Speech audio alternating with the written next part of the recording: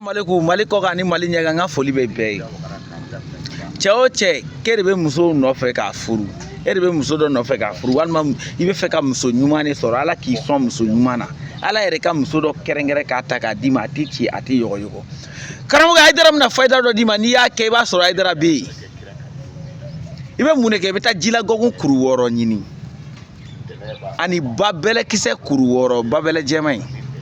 I bɛna duwawu da jilagɔku kuru 6 in ani babɛlɛ jɛman kuru 6 i b'a fɔ tu bisimila ye. Ala, ne mago bɛ muso fin na, ne mago bɛ muso jɛman na, i ka ne garisɛgɛ muso fin na walima i ka ne garisɛgɛ muso jɛ la, ne ko Ala, ne ko a kira kisi ye. I b'o fɔ Ala siɲɛ 7.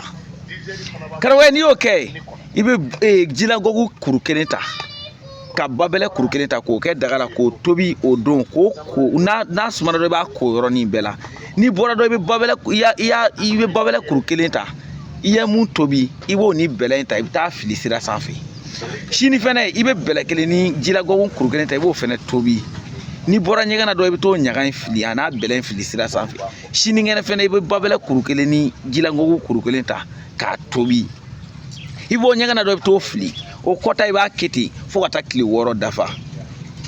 N'i ye nin kɛ, bilahi tile 6 wɛrɛ tɛ se hali ni dɔ bɛna muso ta ka d'i ma a bɛ kɛ di. Ka muso ta ka d'i ma Ala kama a tɛ ci a tɛ yɛlɛma. A kɛ i k'a lajɛ dɔnni kuma ma ca. Nin ye Ala yɛrɛ de ka dɛmɛ ka na ta ka d'a ma ko Hayidara de don Sikaso Hayidara. Nin tɛ yɔgɔyɔgɔ koyi.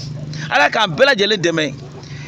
Kɔrɔbɔlikɛlaw ni sɛbɛkɛlaw Ala ka barika don bɛɛ la, mais kɔrɔbɔlikɛlaw walahi bilahi aw ka to tobi yɔrɔ tɛ ne fɛ yen nɔ, aw ka dɔgɔn, ne yɛrɛ de don bilahi.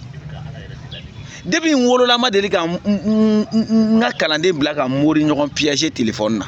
Mori b'a kɛ i ba ma den wolo. Kalanden terijuguw bɛ yen olu ma se ka bɔ u yɛrɛ la a b'olu wele ka numéro d'u ma ka crédit wari misɛnnin na ko nin wele ka nin kɔrɔbɔ i k'a ɲininka i ka prix ta. A tɛ prix ta dɛ, a b'a mamuso de ta.